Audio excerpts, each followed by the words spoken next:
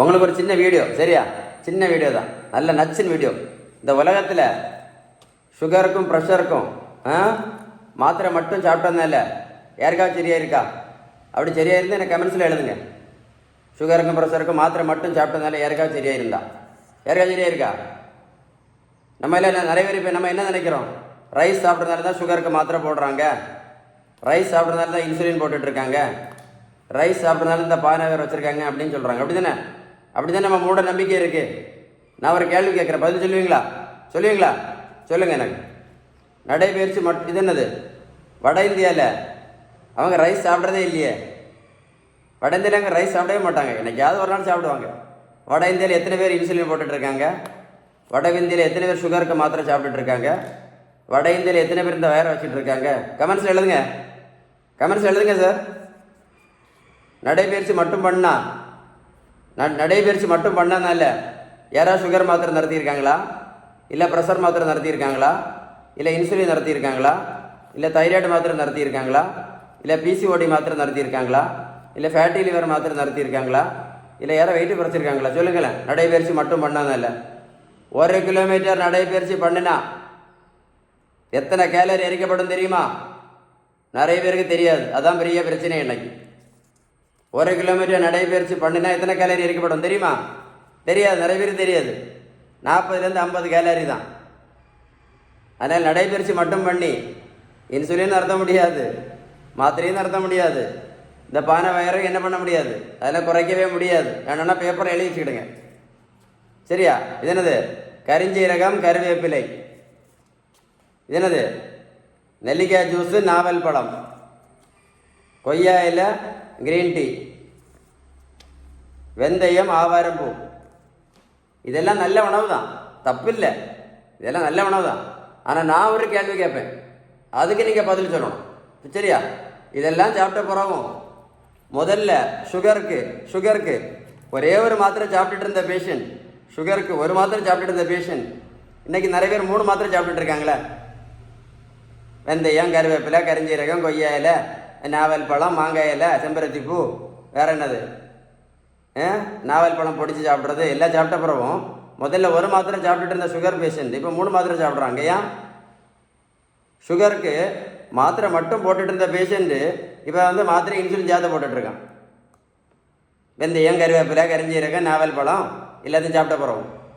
பதில் சொல்லுங்கள், எனக்கு பதில் சொல்லுங்கள் சார். உங்கள் வயசு இப்போ சின்ன வயசு தான்.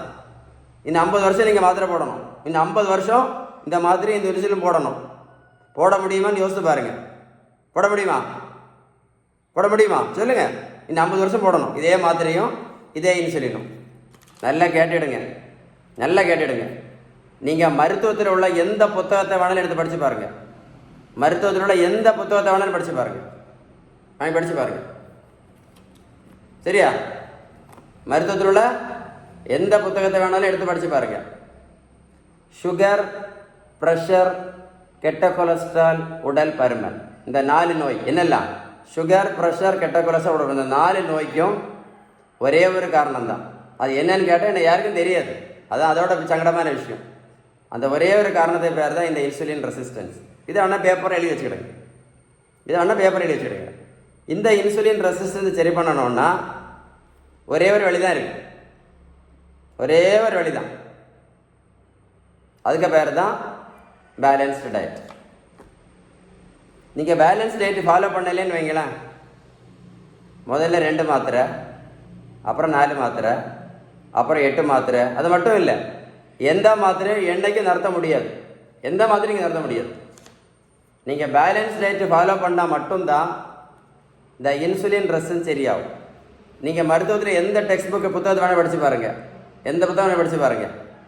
இந்த இன்சுலின் ரெசிஸ்டன்ஸை சரி பண்ணுறதுக்கு அவங்க சொல்லக்கூடியது முதல் என்னது? பேலன்ஸ்டு டயட், விகிதம் சரியான வீட்டு உணவு முறை. அடுத்தது நல்ல உடல் உழைப்பு. அடுத்தது நல்ல தூக்கம். இது 3 பண்ணினாலே என்ன சரியாகும்? இன்சுலின் ரெசிஸ்டன்ஸ் சரியாகும். அது சரியா? அதான் திரும்ப பேலன்ஸ் டயட் பற்றி சொல்லிட்டு இருக்கேன். இன்னும் புரியலைன்னா ஒன்றும் பண்ண முடியாது. உங்களுக்கு பேலன்ஸ்டு டயட்டை பற்றி ஏதாவது உதவி தேவை இருந்தால் கண்டிப்பாக கால் பண்ணி பேசுங்க.